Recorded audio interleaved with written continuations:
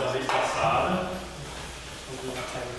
Então, isso aqui de rima era espaço topológico.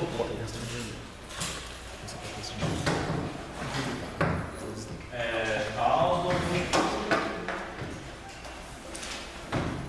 com base vulnerável.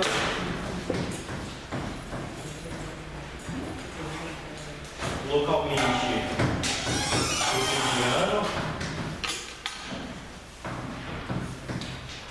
E tais que as funções de transição são homólogas.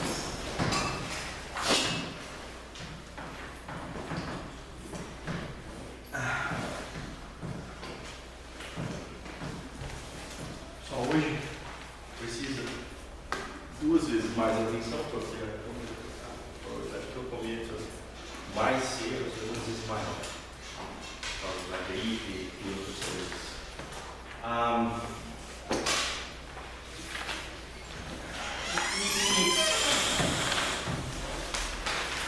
E basicamente a história é assim. O que você tem é que a sua variedade é coberta por essas cartas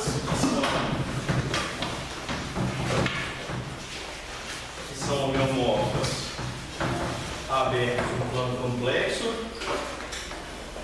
E quando você tem que duas cartas têm interseção não vazia, quando você está nessa situação,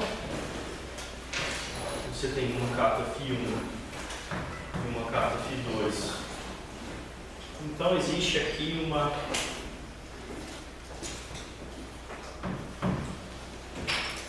funçãozinha entre abertos no plano complexo.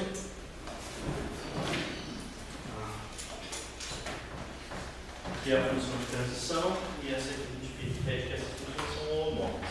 Falando a verdade, você pode ter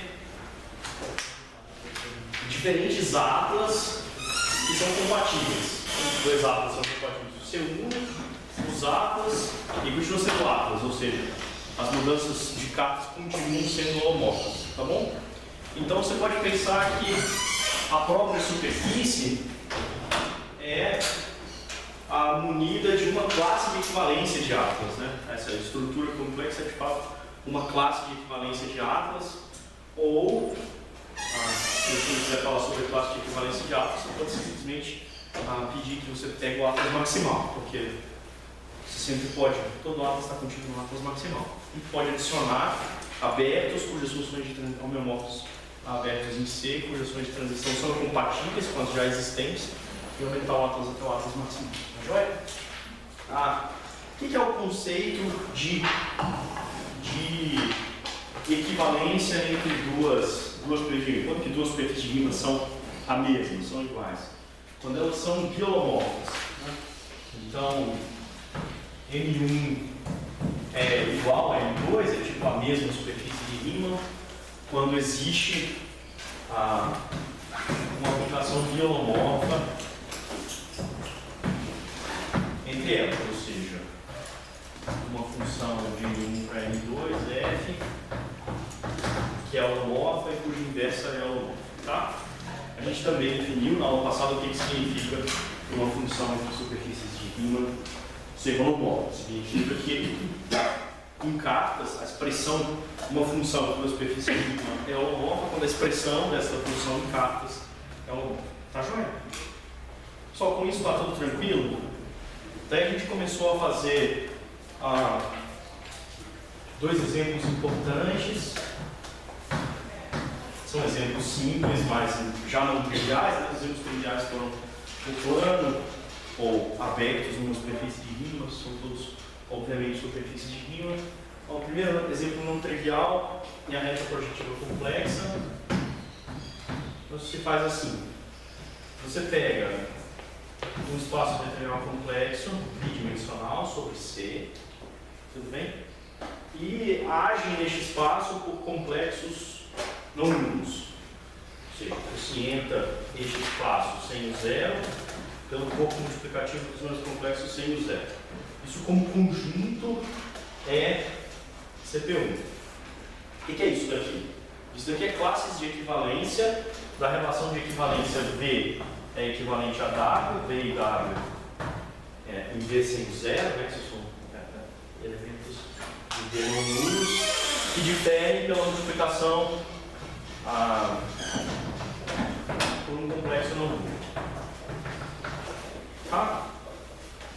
Então a gente quocienta V por esta relação de equivalência, considera todos os vetores não nulos a menos de multiplicação por escalar não nulo, ou seja, considera o espaço de retas complexas passando pela origem de V. E tem uma aplicação canônica.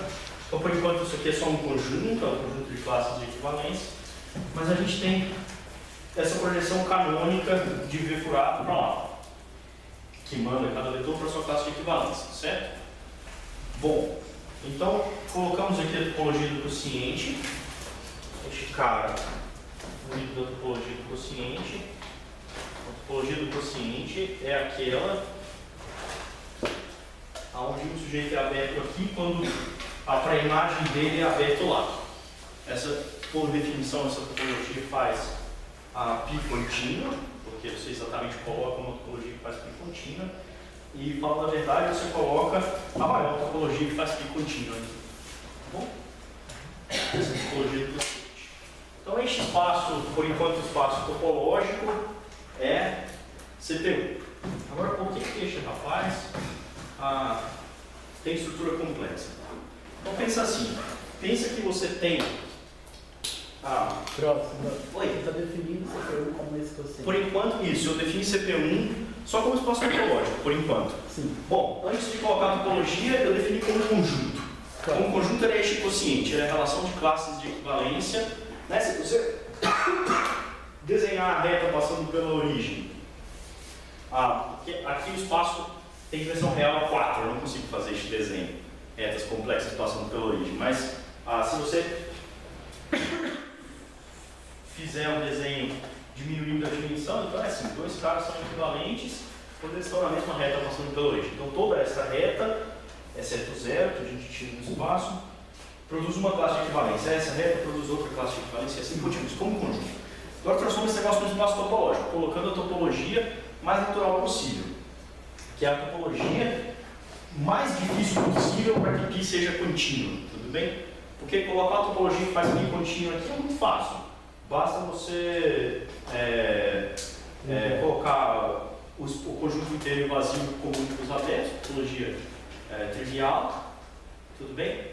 E, bom, para a imagem do vazio e para a imagem do conjunto inteiro vão ser abertos e acabou. Então, o que é a topologia natural contra essa seta?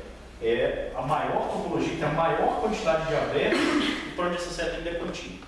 Essa topologia do quociente, a topologia final desta seta. Certo? A topologia na qual a aplicação π sente a maior dificuldade possível em ser contínua, mas é. Tá bom? Muito bem. Agora eu vou colocar mais estrutura neste cara. Eu vou colocar a estrutura de superfície de Riemann, ou seja, eu vou cobrir este sujeito por cartas que são homeomorfas a abertos em C, de fato serão homeomorfas a C, serão duas cartas, e tais que a função de transição, que vai ser uma só, porque eu vou ter duas cartas, será holomorfa. E assim eu vou unir esta superfície de um atlas e, portanto, ela será uma superfície de Riemann. Tudo bem? Por enquanto ela é só um espaço topológico. Então, como que eu coloco um atlas aqui? Vamos pensar assim. Vamos pensar que eu tenho duas funções coordenadas neste V. Tá? Sei lá, coloquei uma base no V e tem duas funções coordenadas que me devolvem. São funções que pegam um elemento em V e devolvem a primeira coordenada ou a segunda coordenada. Tá? Vamos chamar essas funções, sei lá, de Z1 e Z2. São coordenadas. Tudo bem? As aplicações são coordenadas. Se você tem que V com uma base, Z1 extrai a primeira coordenada, Z2 extrai a segunda coordenada de qualquer elemento em V. Tá bom? Mas então, quando eu pego um rapaz que está aqui, não tem sentido falar em coordenadas desse P, porque esse P tem muitos representantes no espaço vetorial. Tudo bem? Mas tem sentido dizer se uma dessas duas coordenadas é ou não nula, porque isso não muda quando eu troco de representante. Então, olhar para todos os caras cuja primeira coordenada é diferente de zero, digamos, produz um subespaço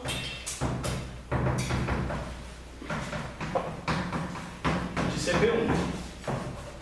Porque essa propriedade é independente da escolha de representantes. Se uma coordenada é nula ou não é nula, isso não varia quando eu multiplico por um escalar número. Tá joia? Tudo bem? Tá joia. Então,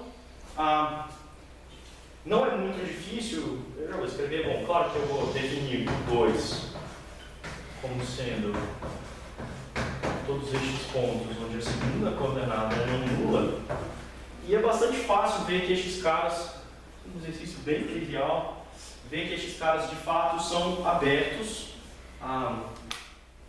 nessa topologia.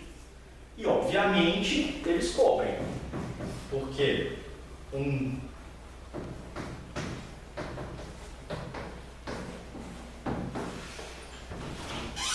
pontinho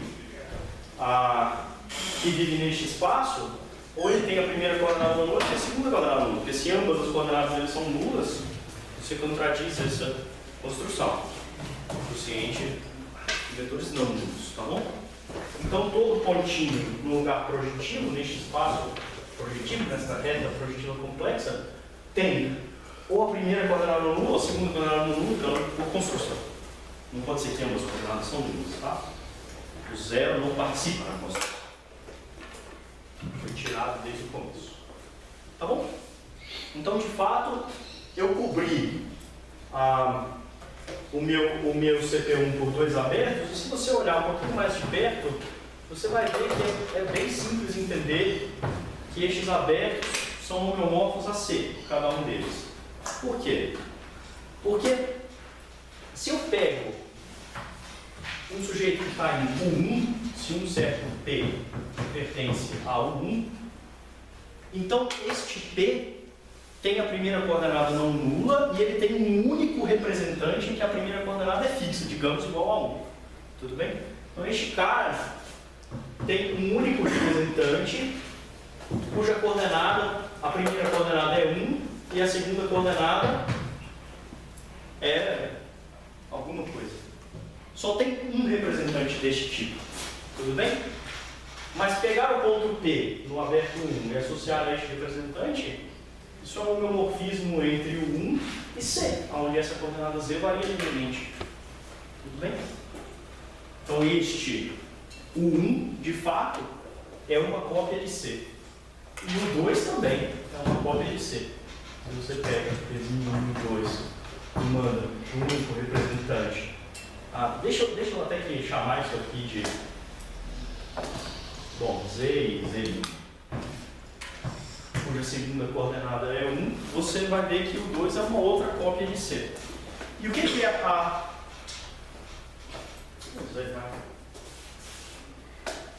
é a mudança de coordenadas, a função de transição? Quando eu tenho um ponto que está em ambas, né? Se eu pego um pontinho P que pertence a 1 interseção de 2, então isso quer dizer que tanto Z1 de P quanto Z2 de P são não nulos. E como que eu faço a mudança de coordenadas? Eu pego um sujeito cuja coordenada que está na imagem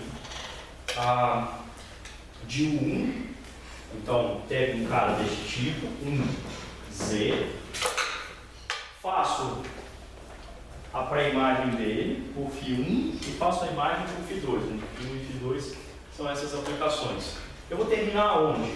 Eu vou terminar para sair deste cara, ir para o ponto que ele é na variedade, na superfície, e descer para essa coordenada. O que eu preciso fazer? Eu preciso dividir por Z isso daqui, certo? Então eu preciso mandar este ponto para o ponto cujas coordenadas são 1 sobre Z e 1. Mas então a minha função mudança de coordenada é Z para 1 sobre Z. Certo? a minha coordenada neste plano complexo era Z, para onde que ela foi mandada nessa coordenada do plano complexo? Para 1 sobre Z. Tá? A minha função de transição é essa.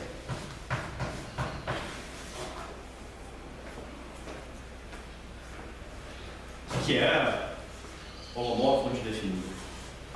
Tudo bem? Note que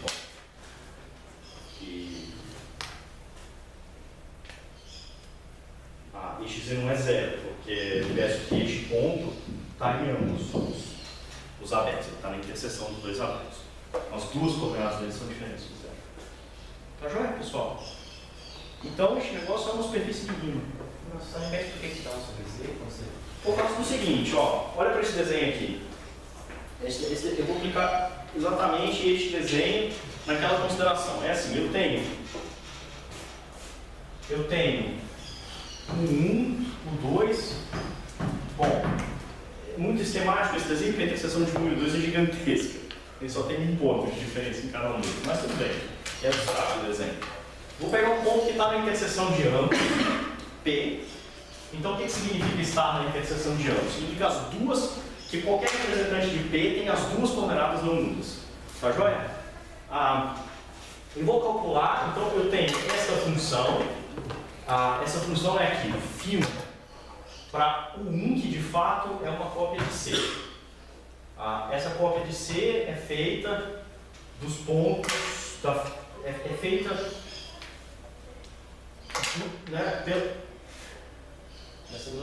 na segunda coordenada, Então, quando você manda um ponto para este representante, onde só a segunda coordenada é diferente de uma coordenada, tá bom? Não, é diferente de hoje a primeira coordenada é 1. E aqui eu tenho, então, essa é φ1. Este é o homomorfismo deste 1 com C. E aqui eu tenho φ2, é o homomorfismo deste o 2 com C. E eu quero calcular este negócio aqui, φ1 a menos 1 composto com φ2. Tá? Então eu tenho a imagem deste P por φ1. A imagem deste P por φ1 é uma coisa deste tipo, 1Z. Tudo bem? O ponto é o Z, é Z. Então o que é φ1 de P? φ1 de P é um número complexo Z, tal que 1Z é o representante. Tudo bem? Representa P. E foi assim que eu defini φ1. φ1 de um ponto é um número complexo, tal que quando eu coloco este número complexo na segunda coordenada e coloco 1 na primeira, este par representa o ponto P. Tá? Como ele é único, essa aplicação de φ1 é definida. Então, peguei este Z, mandei por φ1 a menos 1 por ponto P, e agora mando o ponto P por φ2. Mas o que é φ2? φ2 de P, por definição, é um número complexo Z, tal que o par Z1 representa P. Então, quem que é o número Z, cujo par Z1 representa P? É 1 sobre Z. Tudo bem? Porque para a minha segunda coordenada ser igual a 1, eu tenho que dividir ambas por Z. Entenderam? Então, de fato, φ2 de P é 1 sobre Z. Onde Z é este Z aqui. Então, a função que vai daqui para cá, essa função daqui para cá, é Z para 1 sobre Z. Tá bom? Tudo bem? É simples. Para fazer essa imagem do P, eu pego o único representante deste tipo e extraio este Z. Então, eu tenho este Z, é φ de P. Para fazer a imagem por P de φ2, eu pego o único representante deste tipo que corresponde a P. Mas se este Z é aquele, então dividindo por Z e dividindo por Z, eu ganho 1 sobre Z e 1. Tudo bem? Então, de fato, 1 sobre Z e 1 representa o mesmo ponto que esse, difere com multiplicação por Z. Então, essa função é simplesmente mandar Z para 1 sobre Z. Um Z diferente de zero, claramente, né? Porque a imagem do P na interseção não pode ser um Z1. O Z1 não está na interseção. Isso é tudo que eu preciso verificar, que é essa, porque eu só tenho duas cartas, então eu preciso verificar só uma mudança de coordenadas Tá? Mano, tranquilo, Felipe. Tem uma pergunta, Diga. que é sobre, na verdade, uma coisa antes. Qual topologia que você usa No V furado? É. Cara, topologia linear. Coloca qualquer norma em V e põe a topologia dessa norma. Tem um resultado que diz que elas são todas equivalentes. Tá bom? E essas topologias são topologia linear. Então você pode pensar que é a topologia usual de C2, se você quer. Tá bom. Tranquilo. Tá bom. Tá? Muito bem. Pessoal, entenderam a ideia aqui da reta projetiva? Entenderam que essa função é z para 1 sobre z? Aí. Tá, eu só olho quem é o representante em P dessa forma, com 1 na primeira coordenada. Olho quem é o representante em P dessa forma, com 1 na segunda coordenada. E vejo qual é a relação entre os correspondentes z's. Tá? Porque o ponto é o mesmo, então tem que ter uma relação entre esses z's. O z de lá é 1 sobre z, porque se você multiplica por z essas duas entradas, você tem essa. Se você divide por z essas duas entradas, você tem aquela. Então é o mesmo ponto. Tá? A coordenada z que dá este ponto com 1 na primeira coordenada e a coordenada z que dá este ponto com 1 na segunda coordenada tem essa relação, uma inversa da outra. Tá? Tudo bem? Em outras palavras, se você vai escrever este plano C do lado de cá com coordenada Z1 e este plano C do lado de cá com coordenada Z2, então qual que é a relação entre a coordenada Z1 e a coordenada Z2 do mesmo ponto P? É Z1 Z2 igual a 1. É a mesma coisa, uma é inversa para a outra. Tá? É isso que significa que elas correspondem ao mesmo ponto na interseção das duas cartas. Belo exemplo. Então, joia, isso é uma superfície de rima. Maravilha. Mas será que a gente consegue identificar essa superfície topologicamente? E a resposta é sim. Na verdade, este espaço é uma esfera. Uma esfera bidimensional. Tá bom? Então vamos provar que este espaço é uma esfera. Então tem um jeitinho assim, que para alguns vai dizer que tá, isso é suficiente, disso eu faço. Mas tem um jeitinho bacaninha que eu vou fazer, que é um pouquinho mais exato, usa uma ideia interessante. Mas olha, o que está acontecendo aqui é que a gente tem uma compactificação de C por pontos, se você pensar bem. Porque você tem todos os pontos deste tipo que formam uma cópia do plano complexo e, falando a verdade, fora desta carta, só tem mais um ponto. Só tem um ponto em cada uma das cartas, o 1 e o 2, que não está na outra carta. Este é o único ponto. Desculpa. Este é o único ponto da carta U2 que não está na carta 1. Porque este cara não tem nenhum representante onde a primeira coordenada é igual a 1. Tudo bem? Então, de fato, você tem números complexos e um ponto no infinito. E a gente vai fazer essa descrição também. Vou fazer rigorosamente essa aí também, logo em seguida. Tá joia? Então, mais ou menos visível que isso é compactificação do plano do ponto. Deveria dar uma esfera, não? Apesar que eu não coloquei uma topologia na compactificação, mas a topologia, vocês sabem, uns abertos aqui e união de complementares de compactos aqui com o infinito. Tá bom? Eu vou escrever isso no momento. Agora eu quero fazer essa conta simples, mas porque isso precisa saber algum momento. Que é assim, eu vou provar que essa é a esfera, vou provar que essa superfície de rima é a esfera usando duas porções estereográficas. Tá? Então, como é que eu faço porção estereográfica? Pessoal, eu vou escrever umas fórmulas explícitas. Eu tenho aqui a esfera bidimensional. Vamos pensar que a nossa esfera é assim, ela está dentro de R3 e ela é feita por definição, então R3 com o seu produto interno usual, tá bom? E ela é feita por definição por todos os pontos de norma 1, ou seja, cujo produto por si mesmo é igual a 1. Tá? Essa é a esfera. Agora, o espaço tangente à esfera de um pontinho, digamos, tem este ponto P e tem o seu antípoda menos P. Tá? O espaço tangente à esfera num pontinho, como vocês sabem bem, é simplesmente pegar os caras que são ortogonais a este vetor P e desenhar este plano de ortogonais ao vetor P passando por P. É P mais P perto. O espaço tangente à esfera no ponto P, não é? É simplesmente pegar os vetores que são ortogonais a P e transladá-los por P. Esse é o espaço tangente à esfera no ponto P.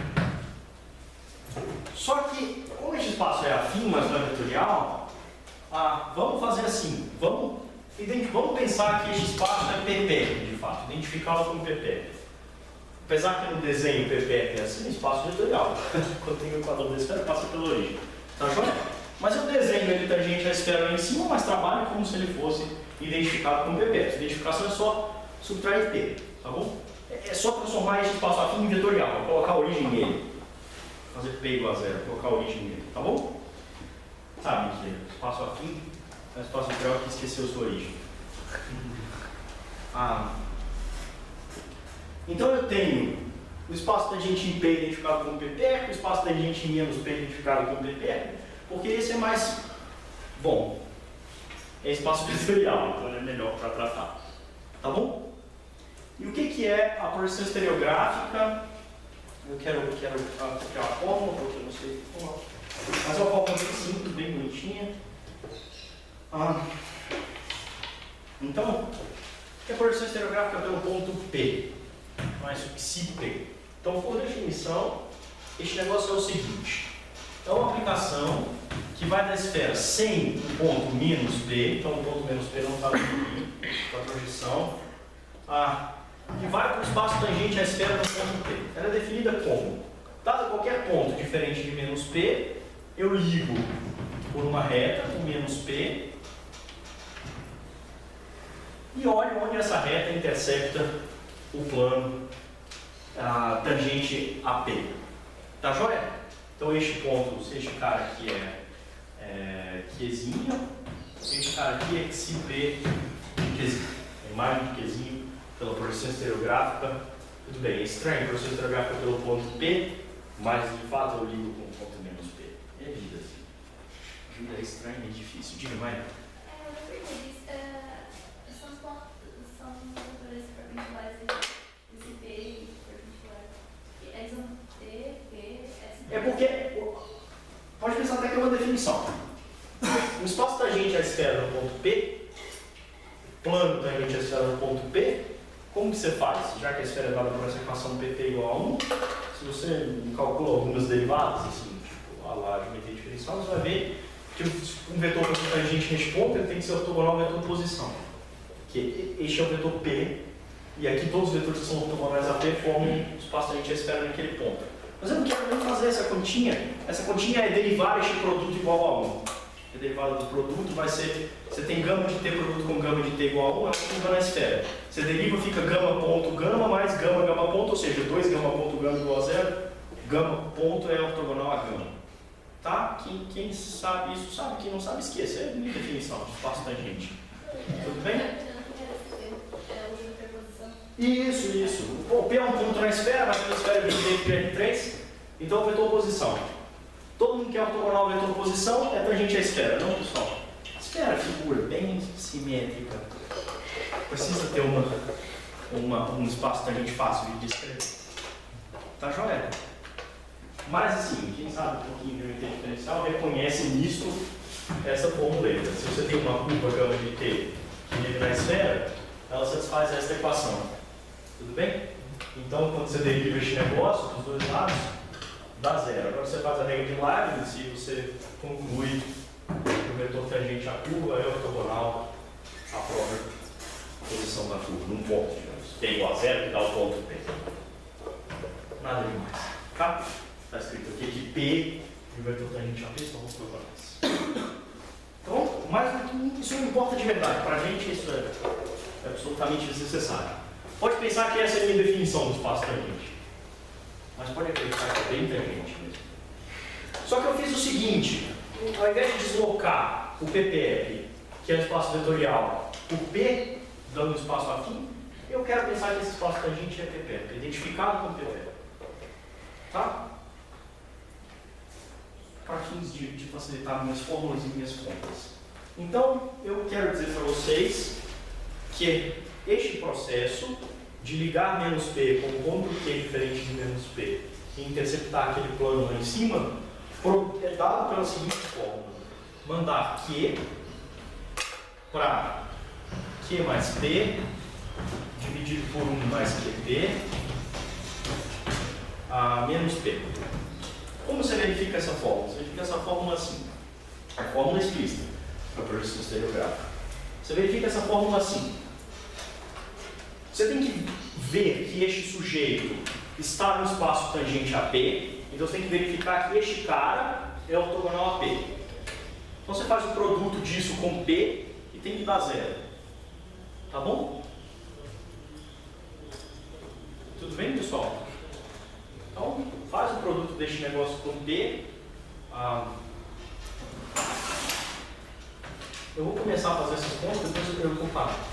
Talvez. Assim que elas começarem a dar errado. Faz o produto disso com P. Então, olha o que você tem. Isso é 0, automático, dá para ver. Por quê? Porque aqui você tem PP, que é 1, porque o ponto P está na esfera. Tudo bem? Tá joia? E aqui você tem, portanto, 1 mais QP dividido por 1 mais QP, que é 1. Menos 1, 0. Tudo bem? Então, pelo menos este cara vive aqui. Agora você tem que ver que ele está na reta ligando menos P e Q, sem nenhuma dúvida. É a combinação linear de menos P e Q, não é? Com coeficientes reais. Esta fórmula é o quê? Coeficiente real na frente de menos P e de Q.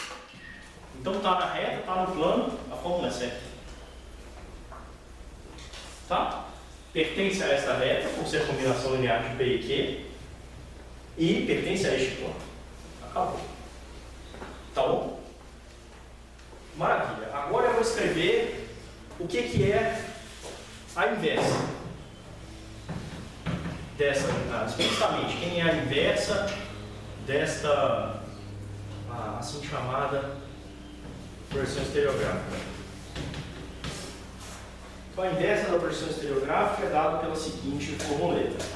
Você pega um vetor tangente à esfera no ponto P, ou seja, um rapaz ortogonal a P, de fato, e manda para 2 vezes V mais P dividido por 1 mais PP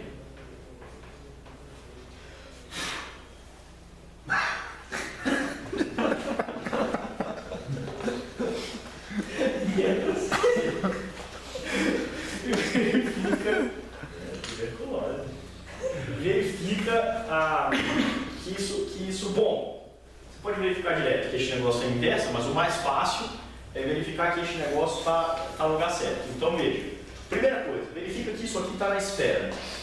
Como que você... Bom, verifica que isso é diferente de menos P primeiro. Vamos ver que esse negócio... Se você escreve que esse cara é igual a menos P, você está escrevendo que isso daqui é igual a 0. Ou seja, você está escrevendo que P é igual a menos V. Mas P não pode ser igual a menos V, porque V é ortogonal a P. E PP é 1. Tá bom? Então, com certeza, este cara nunca vale menos P. Primeira observação. A segunda, ele está na esfera. Como você faz? Faz o produto dele por ele mesmo e vê que dá 1. É fácil. É uma continha. Tá? E, quinto lugar, este negócio está na reta que passa por P e por P. Então, acabou. Tá na esfera, tá na reta, é a coisa certa. Deve ser a inversa, mas pode verificar direto que é a inversa se você quer também. Agora, como usar essas formulinhas bonitinhas da projeção estereográfica? Não, são bonitinhas, pessoal. Não essas fórmulas que você encontra horrível nos livros, como todas. Não. São fórmulas assim, bacaninhas. Diga. O que você está tentando fazer é mostrar que todos os pontos desse cara é só mostrar que cada ponto está nos dois? Ou Não. Eu quero mostrar que este negócio é uma esfera. Topologicamente, este cara é uma esfera. O meu novo é uma esfera. Tá. Não basta mostrar que todos os pontos estão no outro, né? Existe uma objeção de um para o outro. Não, isso aqui é... Quase tudo. Eu quero mostrar que realmente este negócio dá uma esfera. Tá, carrega a tecnologia. Tá. Então agora, pessoal, o que eu vou fazer? Eu vou fazer assim, uma continha. Talvez eu não vou fazer também, não sei. Tá certo aqui? Eu acho que tá certo, acho que eu vou fazer. Mas hoje não pode demorar muito a aula, porque tem uma amiga que apresenta. E aí, tem 5 alunos que falaram para mim assim, mas a minha amiga apresenta. Eu sou um deles. 4 e 20. É a mesma amiga. É a mesma amiga, viu? Claro, se eu tenho uma dúvida. Então talvez eu não vou fazer a conta, tentando liberar um pouquinho antes, mas vamos ver como esse negócio vai. Então eu faço assim. Eu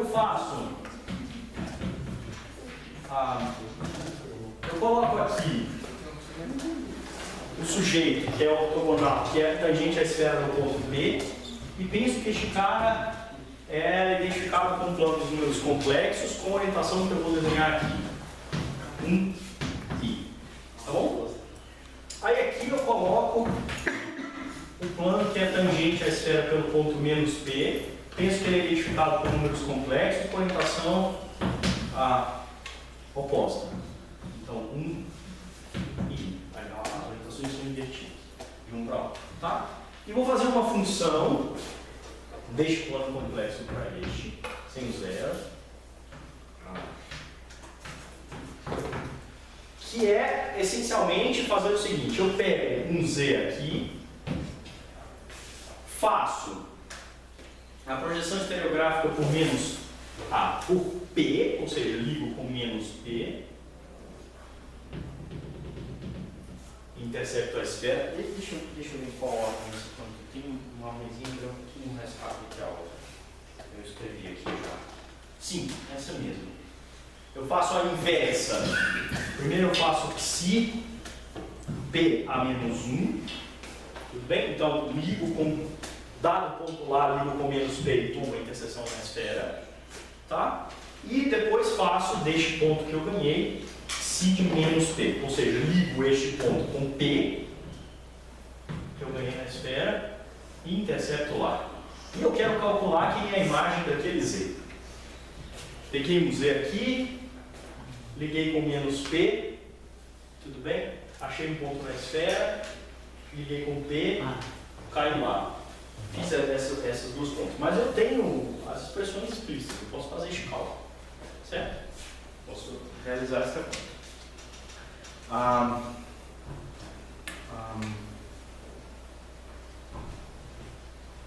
E eu quero dizer que a resposta é a seguinte. A resposta é que Z vai para 1 sobre Z barra este negócio. Só fazer, pessoal. Eu vou fazer, vai, é muito chato fazer essas coisas, tem nenhum sentido, né? Eu vou morrer no caminho, vou errar 2 vezes, mas é fácil, porque a expressão é explícita aqui. Você pega este Z, que vive, no lugar deste Dzinho aqui, é o Z que você começou, né? Você começou no espaço tangente do ponto P, que foi identificado com C, tá bom? Aí você manda para este cara você põe no lugar do Q aqui nessa fórmula, e não esquece que aqui é P, numa é P, mas na outra é menos P. Então aqui você tem que trocar o sinal de P, tá bom? E você vai simplificar este negócio, lembrando que PP é 1, que PZ é 0. Você simplifica essa conta e termina com essa resposta. É um cálculo absolutamente direto. Não tem nada para fazer. Mas agora dá a explicação de por que eu troquei a orientação nesse plano de baixo. Porque se eu troco a orientação no plano de baixo, qual que é a minha função? Z para 1 sobre Z. Porque na orientação 1, na mesma orientação é 1 sobre Z barra, na orientação oposta é conjugado. É Z para 1 sobre Z. Viu, pessoal, que coisa bacana? Então, o que a gente acabou de mostrar? A gente acabou de mostrar que este C furado e este C furado são exatamente aqueles 1 e o 2, tudo bem? Cujos pontos são identificados do mesmo jeito. Z para 1 sobre Z, ou produto igual a 1. Tá bom? Naquele desenho você está vendo como colar estes dois planos para produzir uma esfera. Literalmente, você está vendo que estas funções de colagem, quando você pega o ponto Z e 1 sobre Z, deste plano e cola, você produz a esfera. Tá? Então, assim, você pensar bem, porque você tem espaço de todas as retas complexas passando pela origem, um espaço complexo, bidimensional, seu espaço real de dimensão 4, e o que essas retas passando pela origem formam topologicamente é uma esfera usual. O espaço classificador, o espaço dessas retas passando pela origem, nada mais é do que uma esfera. Para cada ponto na esfera você tem uma reta passando pela origem, para cada reta complexa passando pela origem você tem um ponto na esfera. Tá? Então, um espaço classificador de retas complexas passando por ele é uma superfície de Riemann ideal, é a esfera. Ok? Um segundo exemplo. Diga. Trocar a orientação do outro plano é só para você conseguir colar isso. É para trocar a orientação do outro plano, só para não ter esse efeito conjugado aqui. Entende? Porque se eu colocar na mesma orientação, a minha questão de transição é 1 sobre Z, 1 sobre Z bar. Isso não funciona. Tudo bem? Então eu troco Na verdade, para visualizar isso seria para você poder colar isso. Isso, é porque na verdade essa colagem, você não faz ela assim, você faz ela assim e depois você cola para o produto 1. É assim que ela é, tudo bem? Grosso. Você faz em 2 etapas. Diga, garoto. Não deveria ser 1 sobre Z? Deve ser 1 sobre Z barra. Depois Z barra. Não, 1 sobre Z barra é antes, né? Aí depois eu preciso. Tipo, isso aqui. Vocês têm razão, a resposta é 1 sobre Z. Mas quando você fizer a conta, vai dar 1 sobre Z barra, porque a conta, este cálculo, ele identifica estes dois Cs. Na hora que você faz essa conta aqui, este TPSN e este TPSN são o mesmo. Vocês entendem? Eles são PP. Então eles estão com a mesma orientação. Então na conta vai sair 1 sobre Z barra. Aí que você precisa no final da conta levar em conta que você trocou a orientação dos planos complexos e que o 1 sobre Z bar, você conjugou no final, sua função envolve conjugar no final, ou seja, trocar a orientação do plano complexo. Isso está tranquilo? 100%? Muito bem. Pessoal, outro exemplo é mais simples, vocês conhecem bem, toro.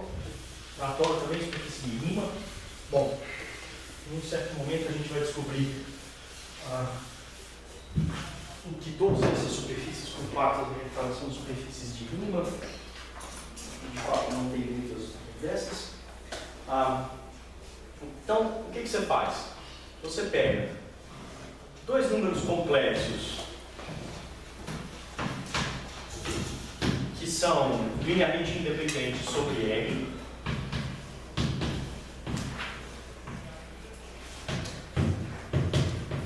E destes dois números complexos, você gera um reticulado. O que é um reticulado? Reticulado gama são todos os pontos no plano complexo desta forma. Ou seja, todas as combinações lineares de ômega 1 e ômega 2 com coeficientes inteiros. Tá bom? Um negócio assim.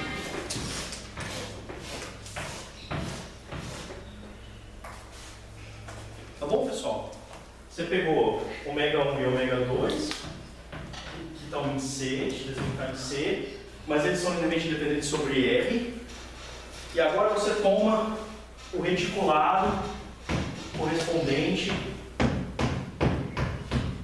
isso que eu acabei de desenhar, é gama. São todas as combinações lineares de ômega 1 e ômega 2 com coeficientes inteiros. Tá joia? E coloco no plano complexo uma relação de equivalência que diz que dois caras são equivalentes quando eles são equivalentes módulo gama, ou seja, quando a diferença deles fica em gama. Tá bom? Então, eu vou dizer que C1 é equivalente a C2 quando a diferença, isso se diz assim, C1 é equivalente a C2 módulo gama, quando C1 menos C2 está em gama. Tudo bem? Então, o que é isso? Se você pensar um segundo ou dois, você vai entender que isso é o seguinte. Quando você pega um ponto em qualquer lugar do plano, a classe de equivalência dele é simplesmente somar a ele estes caras do reticulado, subtrair. Então, você pode, é bastante visível aonde está a classe de equivalência deste pontinho amarelo. Porque você tem um monte de cópias de paralelogramos e o cara é equivalente ao outro quando ele fica na mesma posição relativa nos vários paralelogramos. Isso significa que eles diferem, esses caras aqui, por exemplo, diferem por este sujeito, né? Estes diferem por este sujeito e assim por diante, tá bom?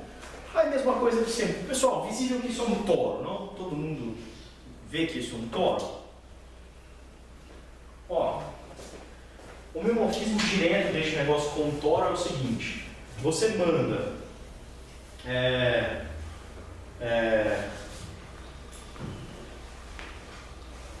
sei lá, R, W1. W1 e W2 geram sobre R este negócio. Tudo bem? Então você manda, sei lá, R1, W1 mais R2, W2 para exponencial de 2π R1, exponencial de 2π R2.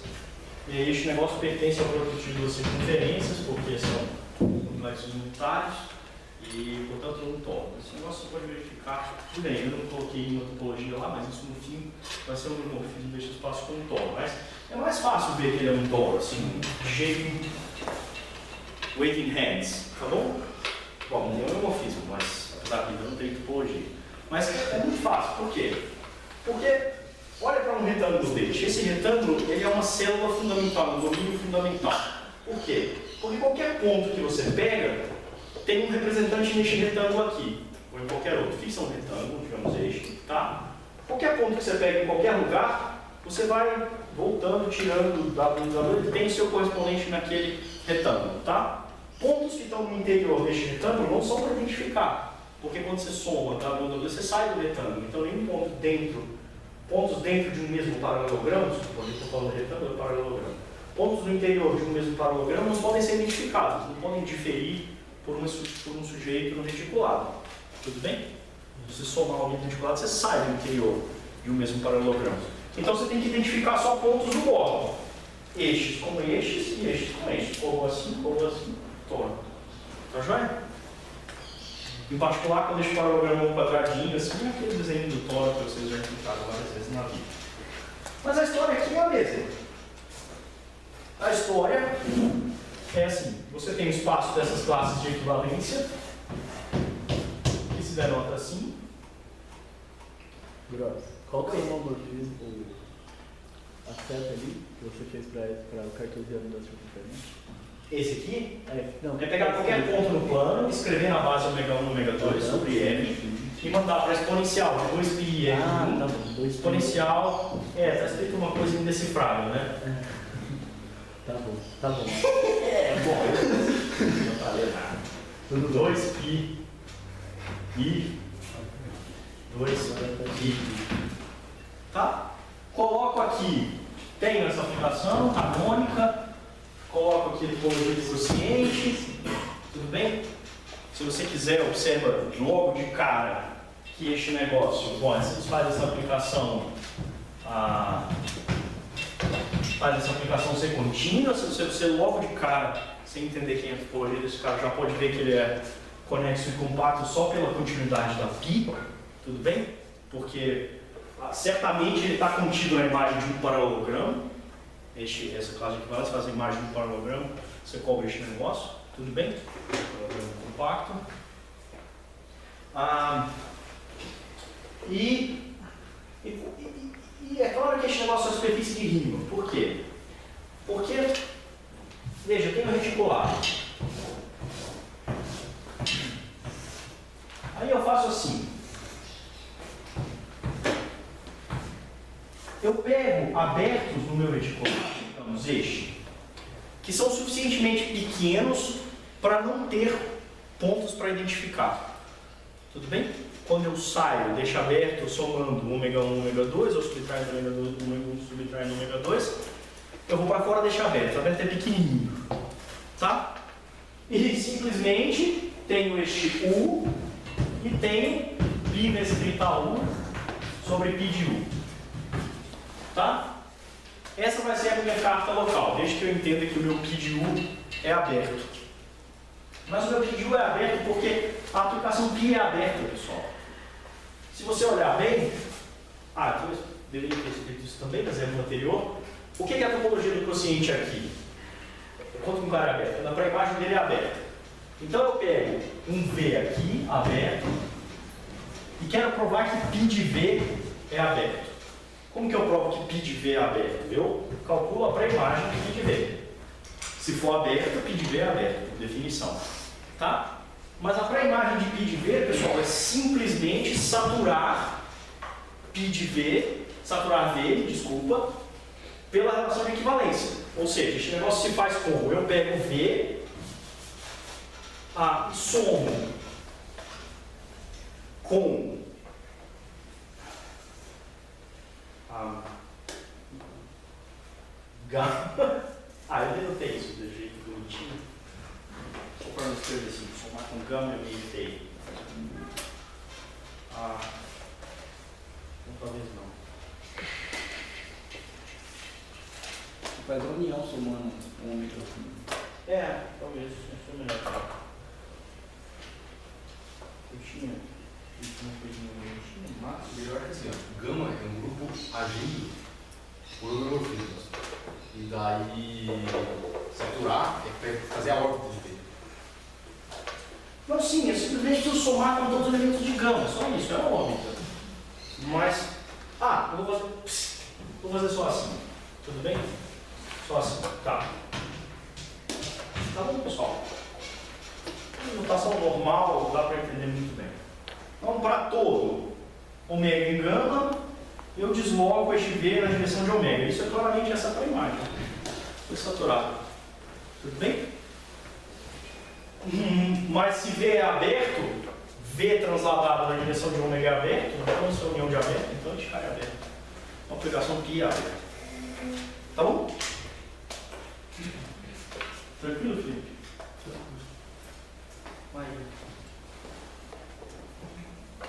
Tá.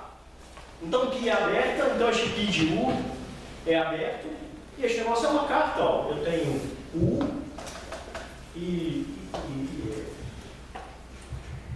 a restrição de π para U faz um homomorfismo entre U e a sua imagem por π. E a mudança de coordenadas são idênticas, na verdade, porque se eu pego dois abertos aqui deste tipo, onde eu não tenho nada para identificar neste, não tenho nada para identificar neste, se um sujeito está na interseção, ele vai por π e volta por π para ele mesmo. Volta por π para ele, corrigido por gama, mas você pega aquele aberto pequeno para não ter ninguém para não ter ninguém na órbita dele, por gama. Então isso é, obviamente, uma superfície de Riemann com essas cartas. Entenderam quais cartas eu peguei?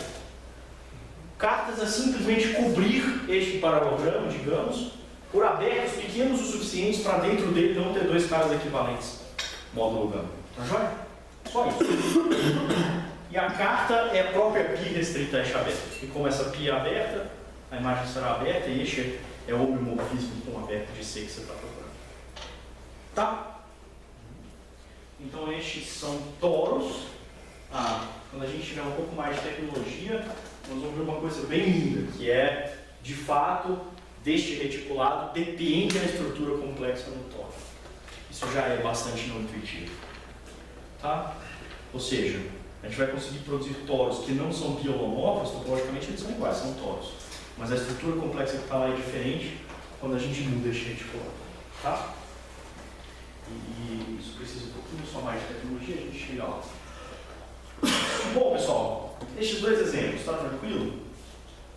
Tudo está claro? Então, esfera é superfície de Riemann, toro é superfície de Riemann.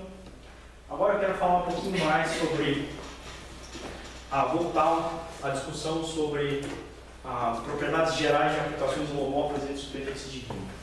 Então, o primeiro fato, que é bem bacaninha, e do qual a gente vai extrair um monte de consequências, é o seguinte, é que aplicações holomórficas entre superfícies de Riemann tem uma forma local bem simples. Para provar isso, eu preciso um exercício. Eu vou dizer para vocês como resolver, precisa resolver esse exercício. Porque é simples, assim, bacaninha. Que é o seguinte. É uma espécie de teorema da função implícita para funções holomorfas, mas é de uma variável. Então, se você tem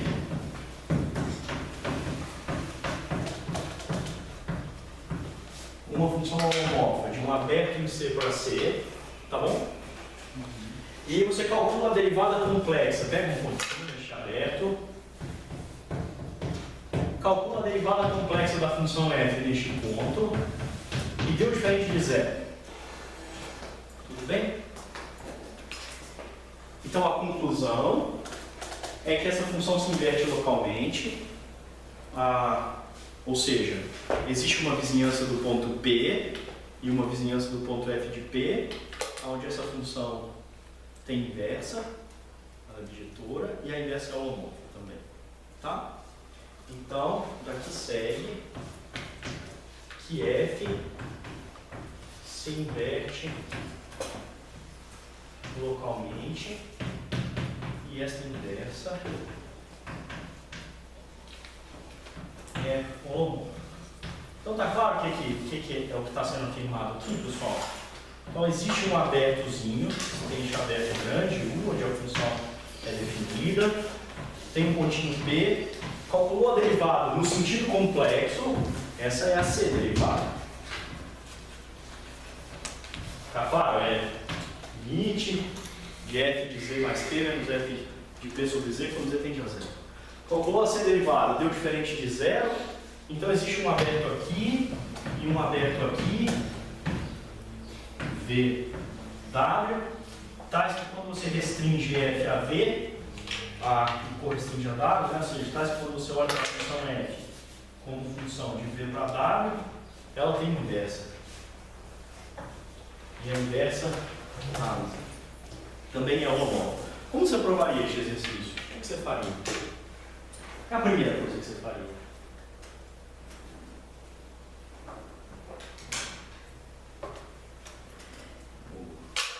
Teorema da função inversa. A primeira coisa que você usa é o teorema da função inversa usual.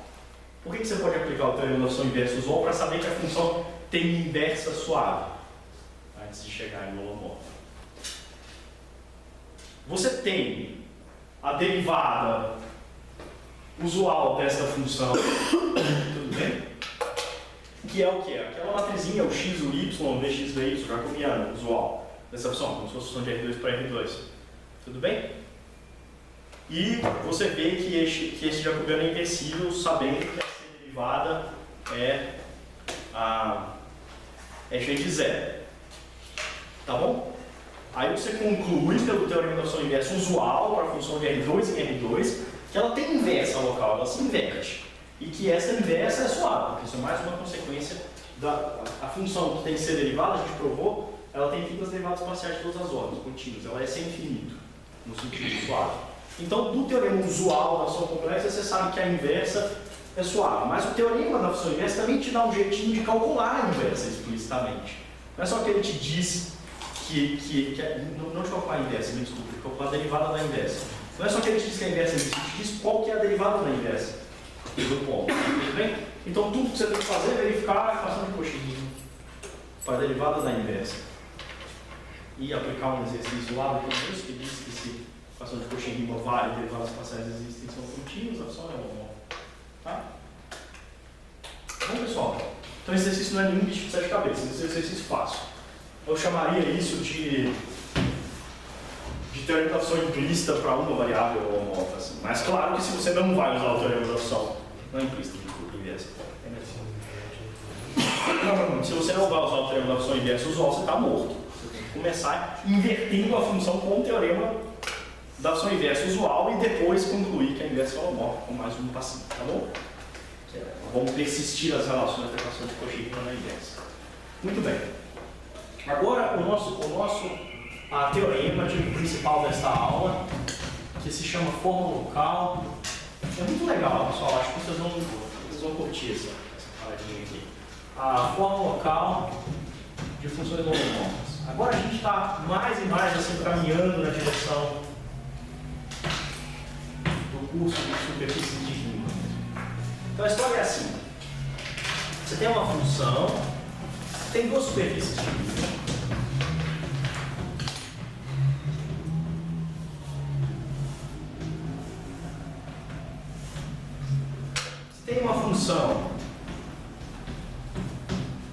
holomorfa não constante.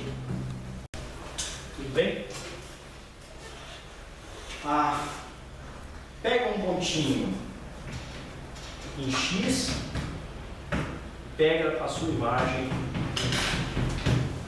A conclusão é que existem cartas locais em torno de P e de F de P.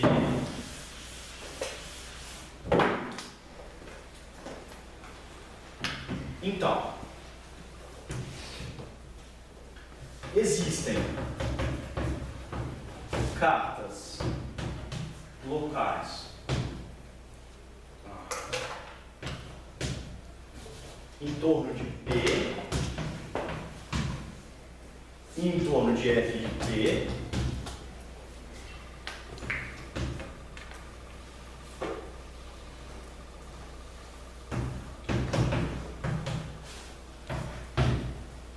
Tais que primeiras duas coisas que eu vou escrever são óbvias, só a terceira é não trivial. A primeira é que eu consigo mandar P para zero. Vamos escrever na outra ordem. Que se eu faço F de 1, este negócio está contido em uma linha.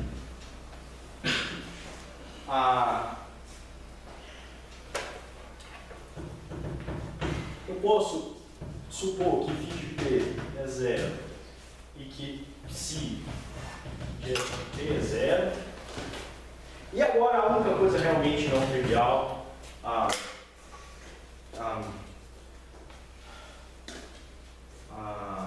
nessa afirmação, que é a expressão da função f nestas cartas, ou seja, a função f maiúsculo, que é fzinha escrita nessas cartas.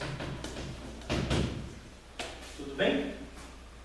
É nada mais, nada menos do que z elevado a k. Para algum k maior.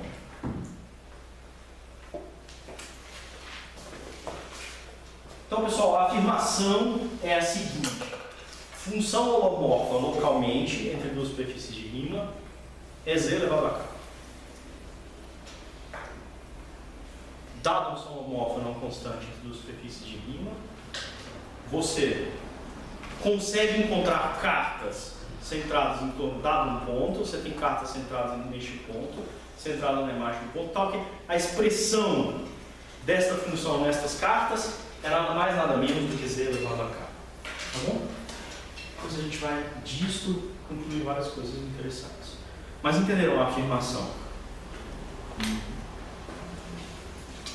Isso mostra, isso é a nossa primeira evidência forte, que existe uma ligação muito íntima entre superfícies de Riemann e superfícies algébricas. Porque o que a gente está dizendo é que essas funções holomorfas entre superfícies de Riemann localmente são bem algébricas. Entende? Polinomial, z elevado a k. Como que é a função z elevado a k, se você pensar bem, antes de provar esse negócio? Uma coisa que a gente estava discutindo lá na primeira aula. Não, pensa assim. Ao invés de eu desenhar um plano complexo inteiro, eu vou desenhar só um disco, porque isso é mais fácil de ver. Quando você quer fazer raiz carésima, né, você quer ver o que essa função vai fazer? Ela vai fazer assim: numa vizinhança do ponto P, vai ter uma certa quantidade de pontos cuja carésima potência é a mesma, cai para o mesmo lugar lá, ou seja, são as raízes carésimas. Tudo bem? Entenderam? Essa aplicação, ela é k para 1 localmente, exceto no próprio ponto P, porque o zero vai para zero. Tudo bem? Então, exceto no próprio ponto P, ela é k para 1. São as raízes carésimas de um certo valor especificado. Então, você especifica um valor aqui, neste C, tudo bem? Você tem, exceto o zero, porque o zero é só o zero que vem para zero, o zero é 1 para 1. Você tem k valores aqui que caem para o mesmo. as raízes caésimas. Certo? Por que a imagem pega tudo para todos? Oi? Você falando das raízes caésimas. Por que elas estão todas na imagem?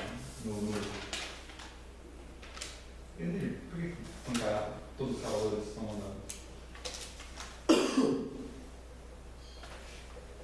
Bom, porque eu vou provar isso, né? Eu vou provar, não sei se eu entendi exatamente o que você perguntou, mas eu vou provar o seguinte fato. Que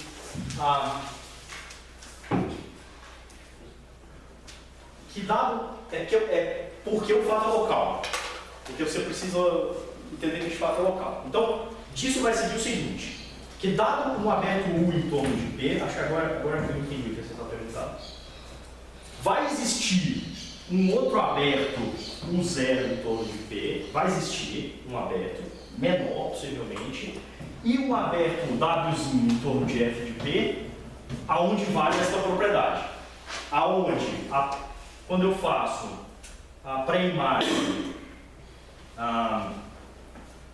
dado um Yzinho aqui, diferente de F de P, quando eu faço a pré-imagem por esta função, de fato elevar a K, eu tenho K soluções deste abertinho, localmente. Tudo bem? A razão é essencialmente que quando você eleva a K, você sabe exatamente a mudança na norma. A norma fica elevada a K. Então, se você pega discos de tamanho certo, você consegue garantir que todos os caras elevados a K vivem nesse disco e naquele disco, pela norma. Tudo bem? E se isso não funciona para o seu aberto inteiro, você diminui até o ponto que você tem essa relação de normas entre um disco aqui e outro, vai ser garantir que todas caem. É localmente. É isso que você perguntou. Tá. Muito bem. Então, esse é um negócio bem bacana. Ele está te dizendo que localmente a aplicação holomorfa não constante entre duas superfícies de rima é K para 1. Ela é assim, exceto no próprio ponto, que cai para ele mesmo, você tem outras características dessa equação y igual a f de x com y dado. Tudo bem? E isso é como se fosse assim, o desenho local, que eu comecei a fazer aqui, é como se fosse aquele negócio que a gente viu lá na primeira aula. É como se você pegasse um disco, cortasse, o disco de fato representa o plano inteiro, você corta várias cópias, K cópias do disco, assim, você corta e cola ao longo deste corte. Você faz tipo, fossem dois assim, é tipo uma hélicezinha cortada ao longo do corte. Exceto neste ponto, todos os outros têm duas pré-imagens, tem dois caras em cima, assim. É um recobrimento fora deste ponto de grau 2. Tudo bem? Então, este negócio se chama multiplicidade da função holomorfa no ponto P. Numa vizinhança deste ponto, a função é esta multiplicidade para 1. Tá joia? Então vamos provar o fato primeiro. Vamos provar a existência, mas entenderam o que é afirmado?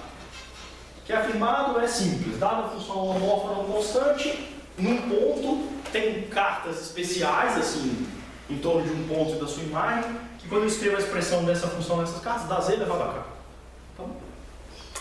Tá. Pessoal, demonstração. Vocês entendem que isso daqui é nada. Isso daqui é continuidade da f, escolha da origem. Tudo bem? Porque, enfim, eu sempre posso conseguir para qualquer carta este fenômeno simplesmente trocando, fazendo f-1 de U' e interceptando com U, eu ganho este fenômeno, tá? Então isso aqui é tranquilo. E isso é escolha da origem naquele plano complexo para onde φ manda. Tá? Eu declaro que φ de P é o zero, declaro que psi de F de P é o zero.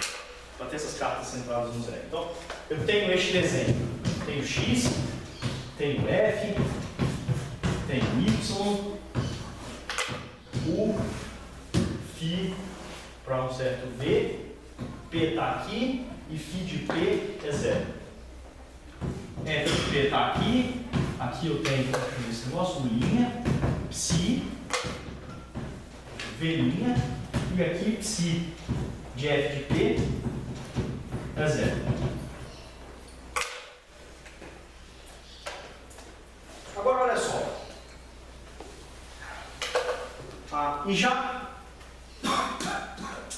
já pedindo que f de u contido em 1. Este desenho eu ativo para cartas arbitrárias, algumas cartas, não muito arbitrárias, né? Dadas duas cartas arbitrárias, eu corrijo um pouquinho para ganhar isso daqui. Então, atingir essa situação, eu quero corrigir essa situação para ter este negócio, que é a parte mais complicada. É a única que faz questão. Então, aqui eu já tenho uma função de transição, uma expressão da f neste sistema de coordenadas. Tá? Eu quero dizer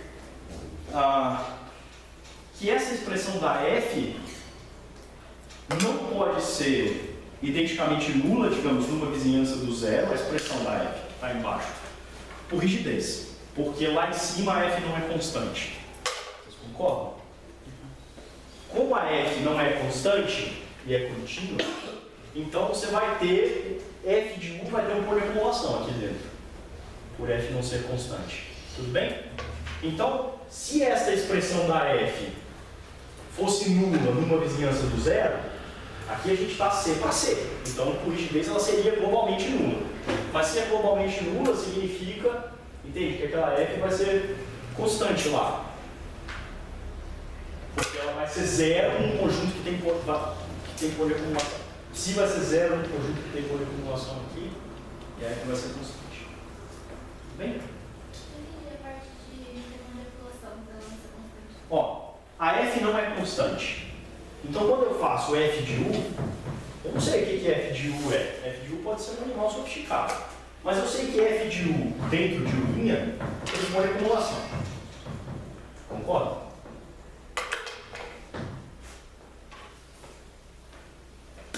Faço f de 1 aberto por essa função contínua.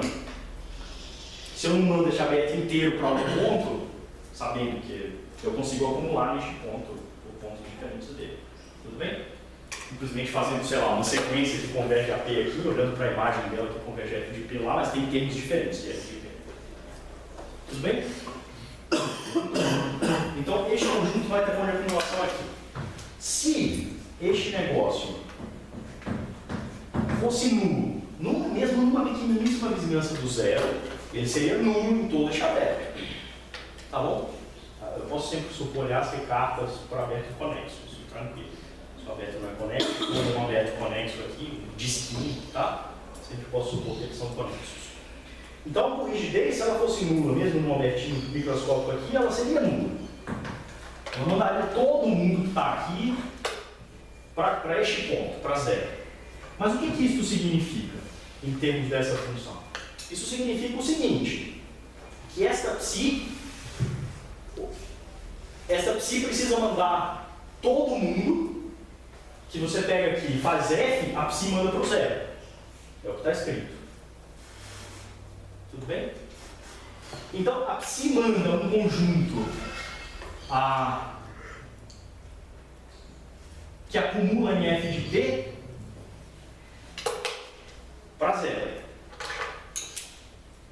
E eu quero concluir que a f é constante, tá claro, né? E contradiz a minha hipótese.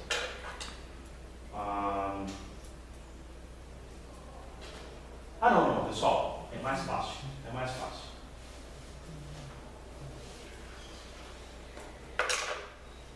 Não. É isso mesmo. Esta função f, composta por psi,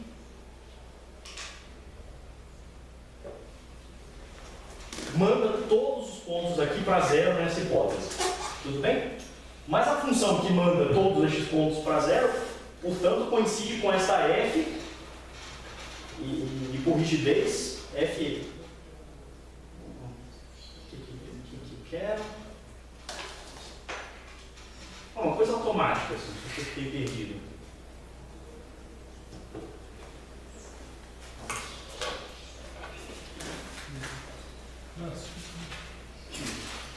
Não, uma coisa automática, só. Se não pode mandar um aberto por ponto, então a F teria que mandar tudo por ponto? Não, espera, deixa eu fazer a conclusão formal. É mesmo, é automático, só que eu estou.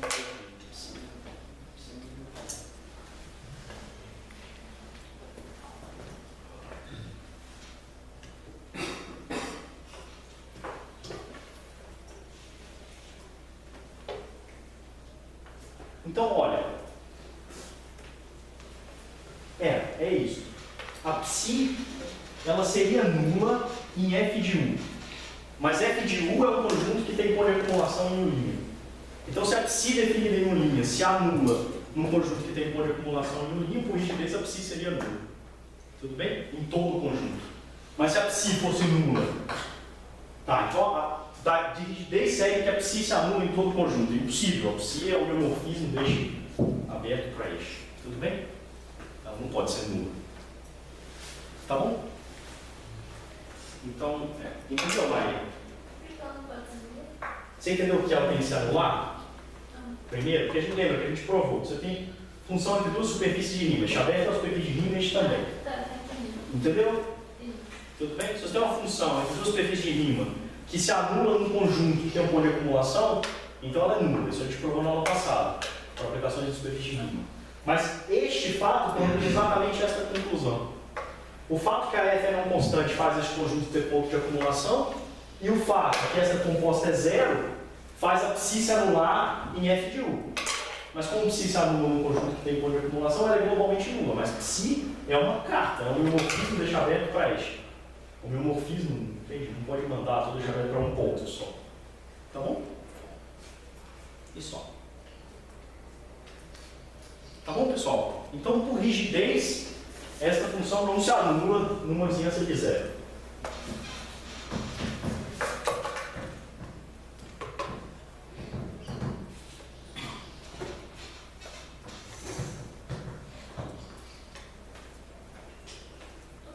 Diga. Dado que a φ é um morfismo também, dá pra falar que tem uma vizinhança mesmo em torno daquele ponto φp que se anula? Como assim?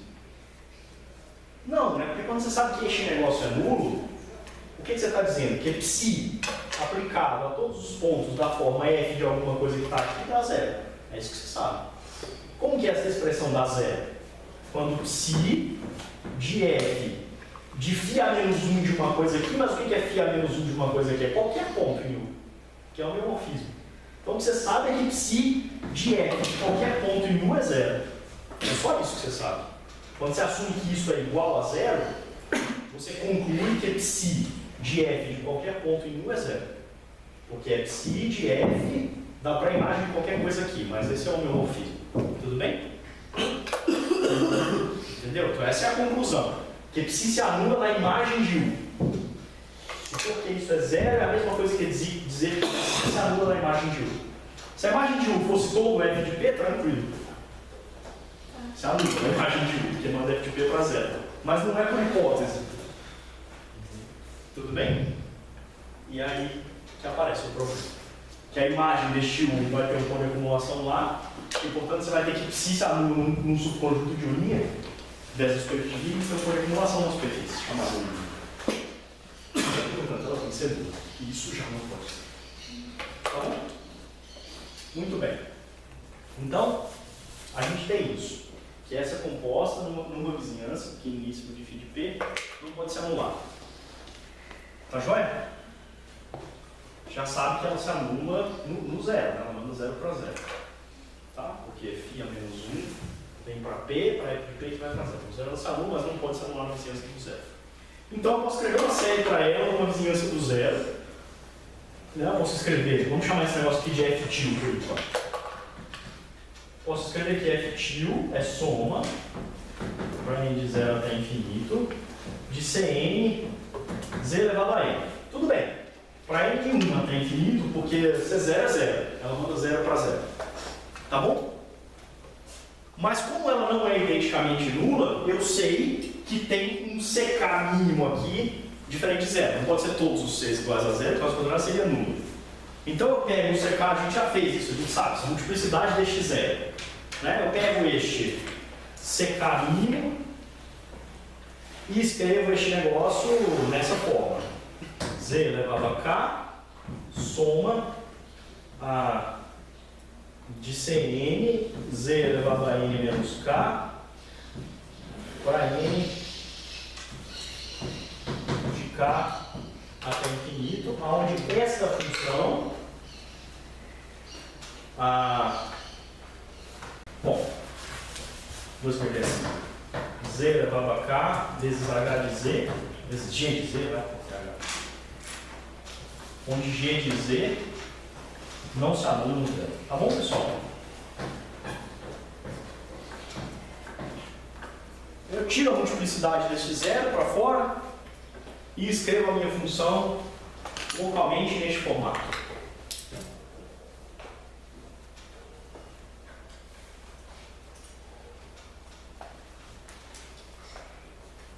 Todo mundo está acompanhando? Sim.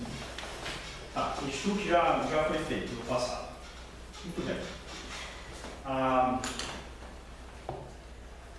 Mas agora eu quero dizer o seguinte. Eu quero dizer que como este G de zero é diferente de zero, Marcelo, está com dúvida? Não. Diga. Ah, tá estranho, mas. Por quê? Mas tudo bem, então. Quais são os extras? Já entendi.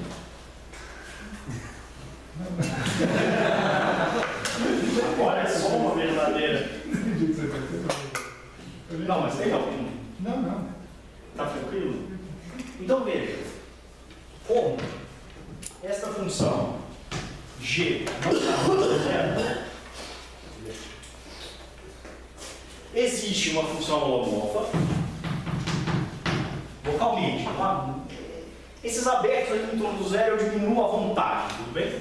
Por quê? Porque toda vez que eu diminuo esse aberto aqui, eu mudo o meu aberto angular simplesmente fazendo a imagem do homomorfismo φ e cada vez é tranquilo.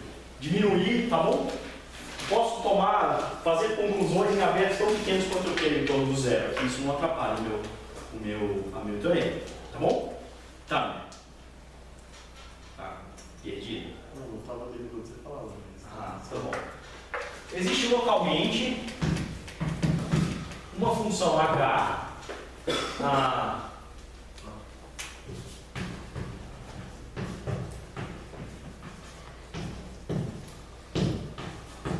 tal que h elevado a k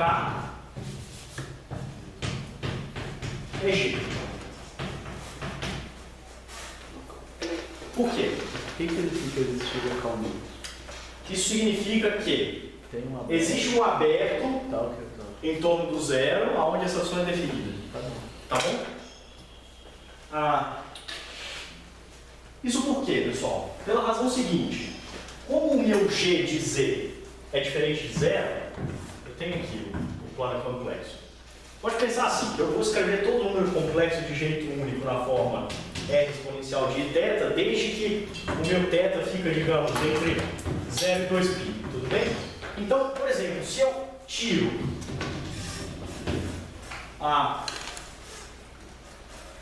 essa parte positiva, todo número complexo desenhado no plano complexo fora dessa parte que eu tirei, se representa de jeito único desse jeito.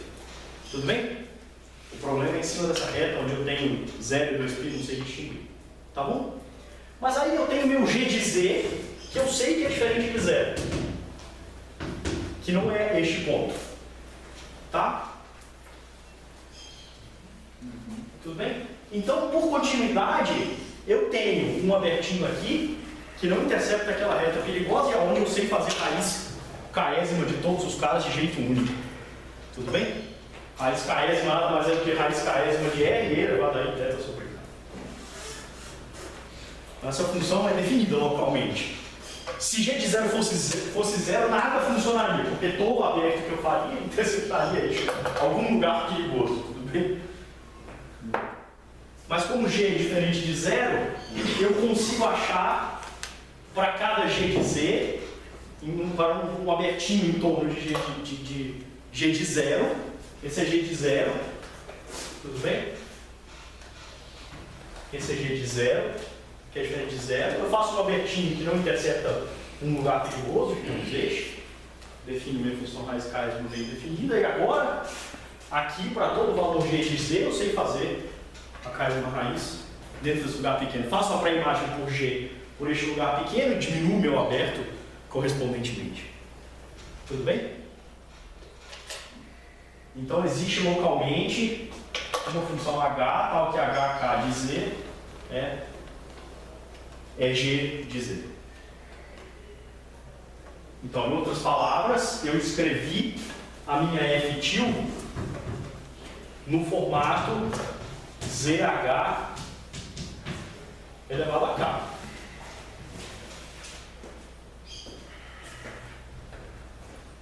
Tudo bem?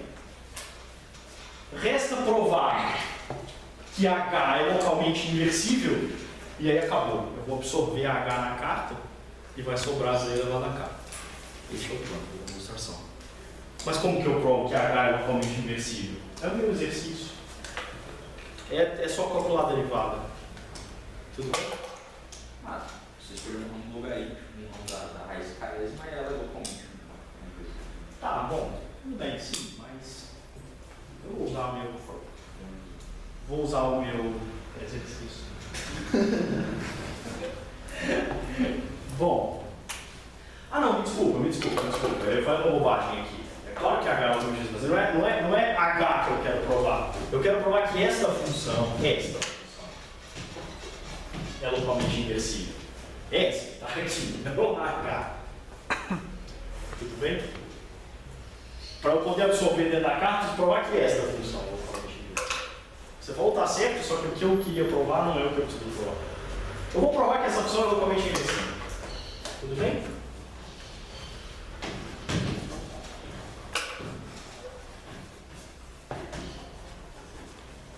Simplesmente calculando a derivada dessa função no zero. Vou provar que a derivada dessa função no zero é diferente de zero, e aí pelo meu teorema eu sei que eu posso inverter essa função. Tá bom? Mas a derivada dessa função no zero, pessoal, é automático, né? Limite, quando xi tende a zero, desta função aplicada em xi mais zero, menos esta função no zero, que é zero, porque zero vezes h de z, dividido por xi. Tudo bem? Então, toda continuidade de h, isso é h de zero. Mas h de zero é diferente de zero. Porque g de zero é diferente de zero. Tudo bem?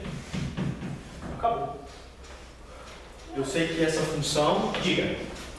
Não acabou, não. Eu vou terminar a demonstração ainda. Acabou provar que essa função é localmente inversível. Acabou a parte do mas. Estou provando que essa função que manda z para zh é localmente inversível em torno do zero. Tudo bem? Simplesmente provando que a derivada dela no zero não é nula. Certo? Muito bem. Então, agora vamos terminar a demonstração.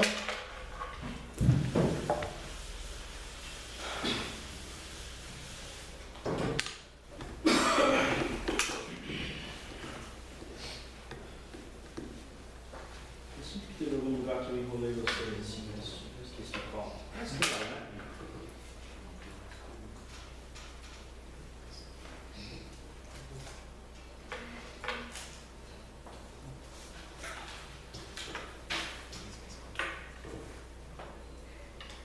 Parece que não enrolei ninguém. Mas então, pessoal, o que eu faço? Eu faço o seguinte, eu vou pegar as vizinhanças agora, onde essa função é biolomorfa. Porque eu provei que ela tem derivada diferente de zero, então existe uma vizinhança do zero em torno da qual ela se inverte, e existe uma vizinhança em torno da imagem do zero, onde essas coisas, onde essa inversão é holomorfa, onde é biolomorfa, tá bom? Então, deixa eu dar nome aos bois aqui. Eu vou desenhar aqui. Existe uma vizinhança do zero. Existe uma vizinhança do zero aqui. Deixa eu ver. Aonde esta função e uma certa vizinhança do zero em C. Essa função manda 0 para 0, né? 0 vezes h de zero é 0. Tá? Aonde esta função z, zh de z, é biolomorfa. Tá bom? É o que eu acabei de provar. Existe uma vizinhança pequenininha do zero aqui, e uma vizinhança pequenininha do zero. Esse é outro plano complexo. Eu faço a função z para zh de z para este outro plano complexo. Vou dar um nome para essa função, alfa. Tá? Então, alfa é biomorfismo entre eixo aberto e eixo aberto em C, ambos em torno do zero. Tá? Provei isto. Tudo bem? Agora, supondo que eu diminui o meu U para φ menos 1 deixe pequeno aberto, eu quero dizer que esta carta é aquela procurada. Tá? Então eu ganhei uma nova carta, que é o quê? Alfa menos 1 composto com φ. Esta coisa é biolomorfa a este pedacinho, que é homeomorfo a sua imagem por φ menos 1. Eu já troquei este negócio, este aberto, por um menorzinho. O meu U já diminuiu de tamanho. A minha carta U. Tá? E a minha afirmação é que acabou. Se eu faço a expressão da F nesta nova carta, isso e psi, ou seja, eu só preciso corrigir do lado esquerdo. Se eu fizer essa correção do lado esquerdo, este negócio, a expressão da F nesta nova carta, vai ser exatamente Z para Z elevado a K. Só isso que falta ver. Concorda? Está perdido? Não, é só a última parte. Então o que eu fiz? Eu fiz o seguinte. Na verdade, esse teorema é simples, pessoal. Eu perdi por outras razões, mas o teorema é bem simples. A ideia é assim, ó. Uma vez que eu concluo que esta expressão da F para cartas arbitrárias não pode ser identicamente nula, eu escrevo a expressão da F neste formato. Z elevado à multiplicidade do zero vezes uma função que não se anula. Tudo bem? Esta função, por não se anular, admite raiz KS quando uma pequena vizinhança do zero. Também é uma função holomorfa, que é a raiz dessa. Tudo bem? Ou seja, diminuindo, se necessário, a vizinhança, eu escrevo a minha F neste formato. Z vezes uma H holomorfa, tudo isso elevado a K. Depois eu observo que esta função, Z para Z vezes H, é localmente inversível. Localmente ela é biomorfismo sobre sua imagem. Porque tem derivado no número zero. Tá? Então eu pego este aberto pequenininho, onde eu sei que esta função Z para ZH de Z, chamada alfa, agora levei este nome, alfa. Diga. Aqui você foi para ouvir a câmera se voltou. Onde eu sei que essa função é holomorfa, e é só holomorfa, e corrijo e mudo a minha carta. A minha carta agora não é alfa mais.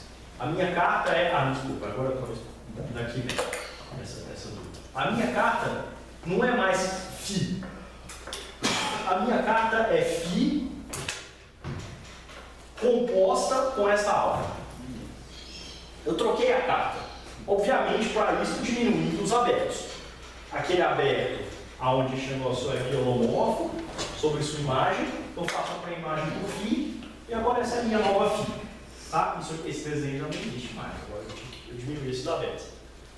Eu cheguei numa situação em que eu tenho uma carta em torno de P, explícita, um homeomorfismo entre um aberto em torno de P com um aberto em torno do zero. Tudo bem? Tenho uma carta em torno de F de P explícita, e eu quero dizer que nessa carta eu tenho a expressão da F Z para Z elevado a K. Vamos verificar. É isso. Então, joia?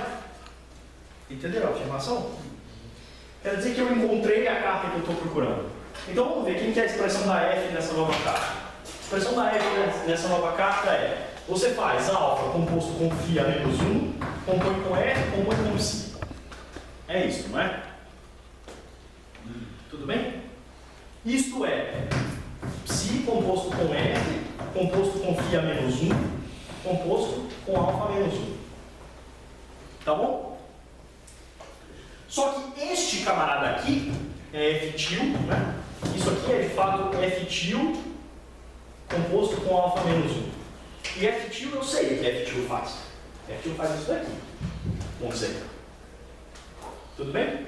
Então eu preciso calcular o que é F til de alfa menos 1 de Z. E provar que isso é Z elevado a K. Tá bom? Mas pessoal, isso é definição. Isso é nada mais do que alfa menos 1 de Z vezes H de alfa menos 1 de Z elevado a K. Mas o que é isso que está escrito aqui dentro, pessoal? É Z, né? Porque alfa de Z é Z vezes H de Z. Então alfa menos 1 deste negócio é Z.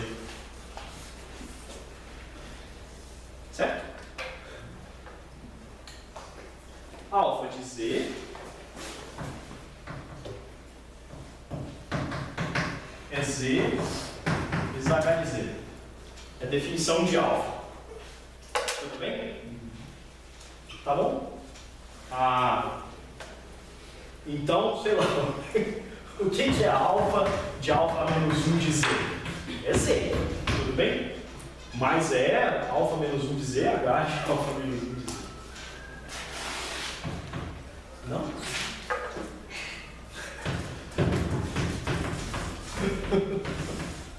Tá bom, pessoal?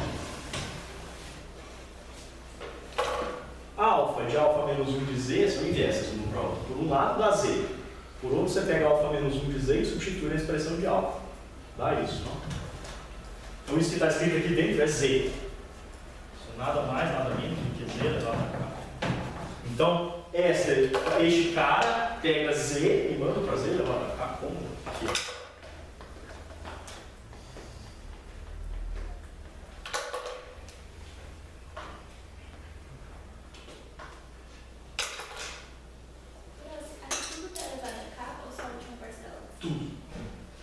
Né? Porque, ó, Z vezes H de Z elevado a K. Ainda aqui. Tá? Com certeza. F tio disto é isto vezes H disto, tudo isso elevado a K. Tudo bem? Só que este camarada que está aqui dentro é Z. Então, nestas coordenadas, essa função é exatamente Z elevado a K. Concorda?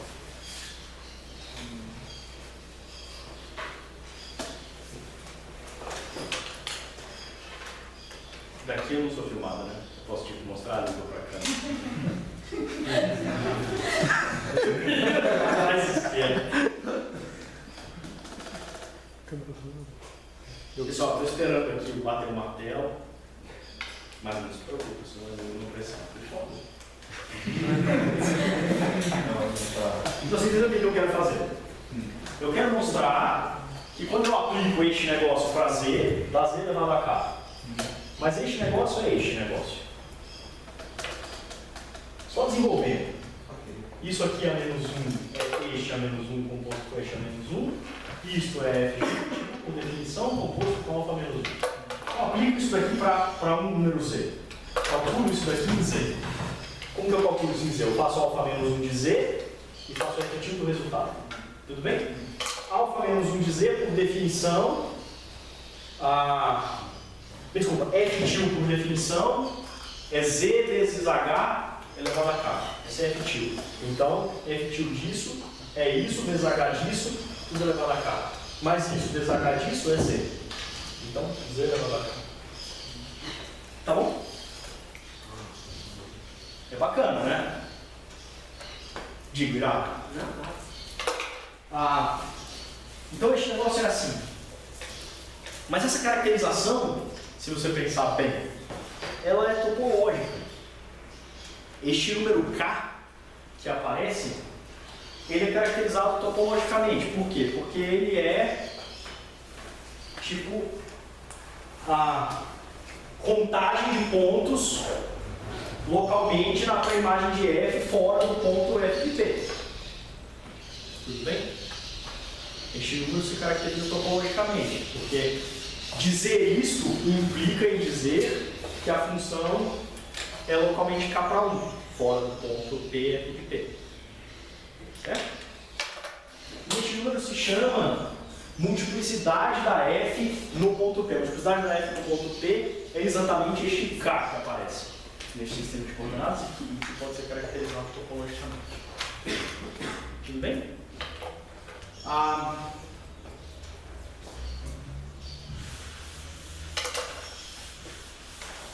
Então, observação. O número K se caracteriza topologicamente.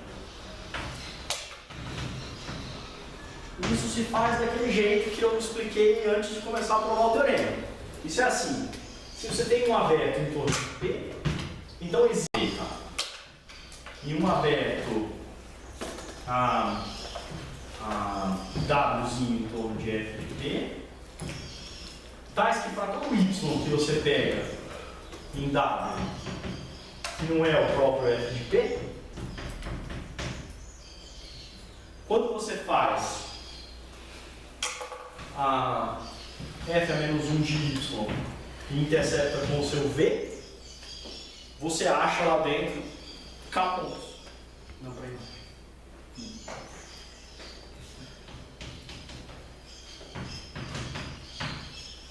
Então, este k se chama multiplicidade da função f. Só quando a função é constante, a gente espera que a multiplicidade é infinita. E veja, por definição, é fácil ver que o conjunto dos pontos onde a multiplicidade é finita é aberto. Tudo bem? É a definição, olha, essa definição mostra que essa propriedade é aberta. Tudo bem? Então, e além disso, o conjunto dos pontos onde a multiplicidade é infinita, onde a função é localmente constante, também é aberta, porque é localmente constante. Tudo bem? Se a superfície de Riemann é conexa, só um desses dois é não vazio. Tudo bem? Então, ou todos os superfícies de Riemann é conexa, ou todos os pontos têm multiplicidade finita, ou a função é constante. Todos os pontos têm multiplicidade infinita. Tá? É mais ou menos a mesma coisa da rigidez. Se a função é constante em uma aberta, ela é constante em todo componente conexa. É a mesma coisa. Se ela é localmente constante, ela é constante no lugar conexo. Tá?